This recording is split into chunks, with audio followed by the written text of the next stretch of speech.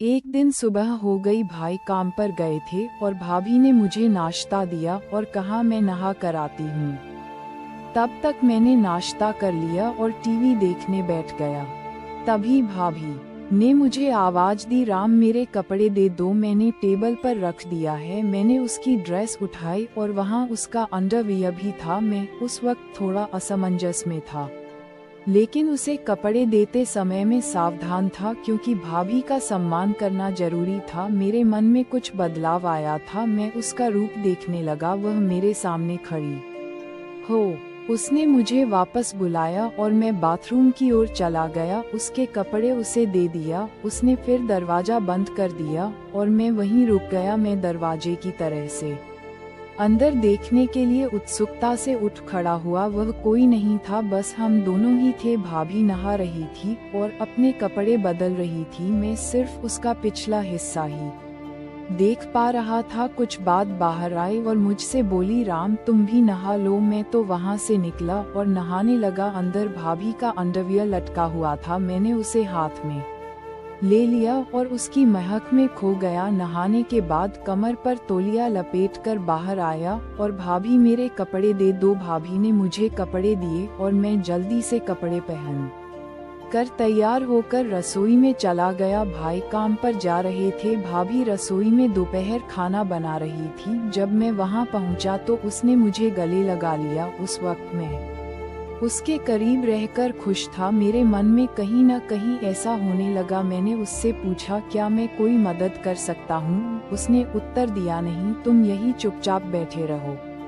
फिर वह बातें करती हंसती खेलती खाना बनाते। दोपहर के भोजन के बाद हम बिस्तर की चादर ओढ़ कर सो गई और बोली, राम तुम भी मेरे साथ सो जाओ, मैं आज बहुत थक गई हूँ। उसकी आवाज में कुछ खास था और उस पर कई सवाल खड़े हो गए। वह बोली, बदन भी बहुत दर्द कर रहा है। मैंने तुरंत भाभी से पूछा, क्या मैं आपके शरीर को दबा सकता हूँ अगर आपको कोई दिक्कत नहीं है तो? उसने नहीं कहा। मैंने सिर्फ पूछा। मैं उसके पीछे पड़ा और बोला, भाभी बोलो, दर्द हो रहा है, दबा दो। उसने कहा, ठीक है। मैं धीरे धीरे उसके पैर दबाने लगा। उसके घुटनों तक पहुंचकर मैं रुका और अब उसकी वह चीज दिख रही थी। मैंने उससे पूछा था, भी ऊपर भी दबाना है क्या? तो वह बोली, हाँ, दबाव, मुझे आराम मिलेगा। धीरे धीरे मैंने उसके कपड़े ऊपर उठाए और मैं उसका कुतुब मीनार देख रहा था। कुतुब मीनार को देखकर मुझे एक अलग ही अनुभव हुआ। उसी पर मेरा ध्यान उस चीज पर रुक गया और मैं पूरी तरह से भ्रमित था। मैं भी तुम्हारे पैर दबाती हूँ, तुम्हारे भी पैर दर्द कर रहे होंगे। वह मेरे पैर दबाने लगी और उसके नाजुक हाथों के स्पर्श से मुझे बहुत अच्छा महसूस हो रहा था। उसने मेरे पैरों को दबाते हुए मुझे आराम दिया और फिर हम वहीं सो गए। अब मुझे थोड़ा बेहतर महसूस हुआ। फिर भी मैंने उनसे पूछा कि भाभी, क्या मैं आपको गले लगा सकता हूँ? भाभी ने मुस्कुराते हुए जवाब दिया, क्यों नहीं लगाओ, तुम ऐसे क्यों पूछ रहे हो? हम दोस्त हैं ना। तुम्हारा आलिंगन मुझे एक नई गर्माहट देता है। वह बहुत होशियार थी और सब कुछ जानती थी। मैं छोटा था। गले मिलने के बाद हम दोपहर को सो गए। दोपहर को हम अच्छी नींद सोए और शाम को जाग गए। सब बातों का ध्यान रखा गया क्योंकि शाम को मेरे भैया आ रहे थे। भैया काम से आए और हमने खाना खाया। भाभी ने कुछ खास पकवान बनाए थे जिससे सबके चेहरे खिले हुए थे। वहाँ का पूरा माहौल खुशियों से भरा हुआ था। भाभी ने मेरे भाई के लिए बिस्तर नीचे हॉल में लगा दिया। उसके बाद मैं भाभी के साथ बिस्तर पर सो गया। क्योंकि हम दोपहर में अच्छी नींद लेते थे इसलिए हमें रात में नींद नहीं आती। रात के 2 बजे थे, फिर भी मुझे नींद नहीं आ रही थी। भाभी एक करवट से दूसरे करवट पर सो रही थी लेकिन उसे भी नींद नहीं आ रही थी। कमरे में एक छोटा सा लाल बल्ब जल रहा था और बाकी कमरा अंधेरे में डूबा हुआ था। उस शांत वातावरण में हमारे रिंगटोन रही थी।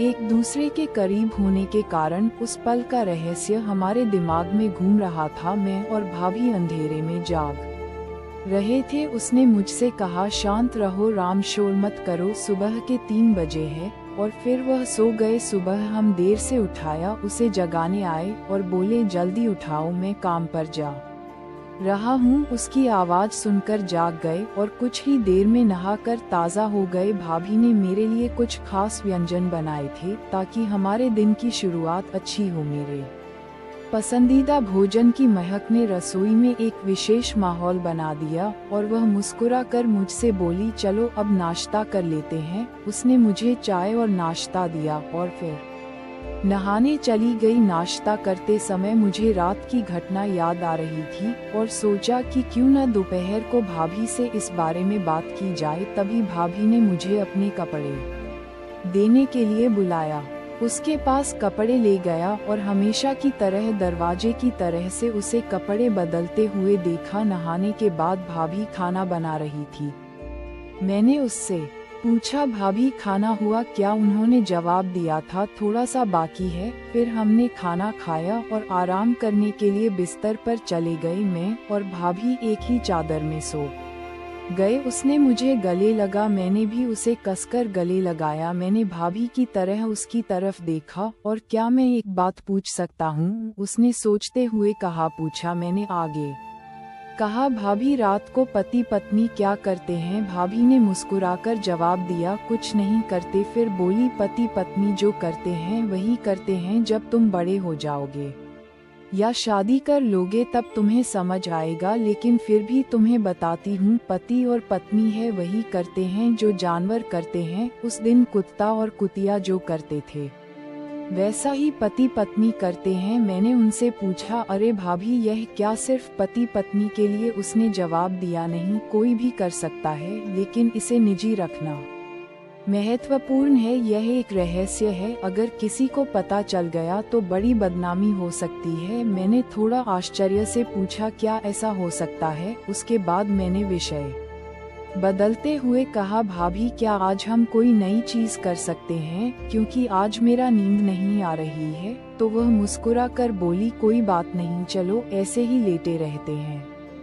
फिर हम गले मिले। मैंने उन्हें कसकर पकड़ लिया और कहा, भाभी आप भी मुझे कसकर गले लगा लो। वह तुरंत मेरी बाहों में आ गई। फिर एक अनोखा जादू हुआ, उससे मुझे एक अपूर्व आनंद की अनुभूति हुई। हमारे हाथ एक दूसरे के चारों ओर घूम रहे थे और बीच में उन मधुर क्षणों में हमें बहुत विशेष महसूस हुआ। हम एक दूसरे की बाहों में खो गए। मेरा साथी इस वक्त और मुझे बाथरूम जाना था। मैंने भाभी से कहा, भाभी मुझे बाथरूम जाना है। उसने भी मुझसे कहा, चलो मुझे भी जाना है। हम दोनों एक साथ बाथरूम। फिर मैंने मन में ठान लिया कि भाभी को अपने साथी के दर्शन दिखाऊंगा। भाभी बाथरूम में जाकर बाहर आए और फिर मैं अंदर चला गया और भाभी से बोला, भाभी मेरी संवेदनशील जगह पर थोड़ा दर्द हो रहा है। उसने कहा, क्या हुआ? मैंने कहा, जगह बहुत तंग है। वह बोली, ठीक है दिखाओ। मैंने तुरंत चेन नीचे कर दी और अपने साथी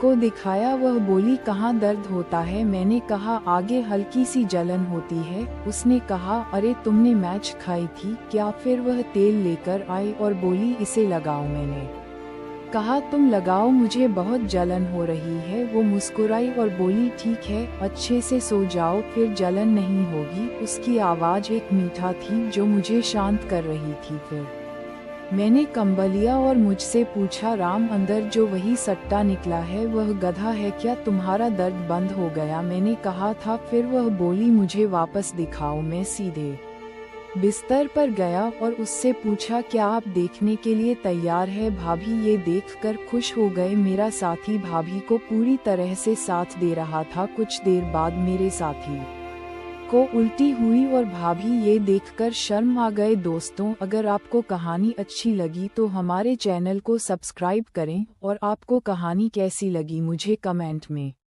अवश्य बताएं।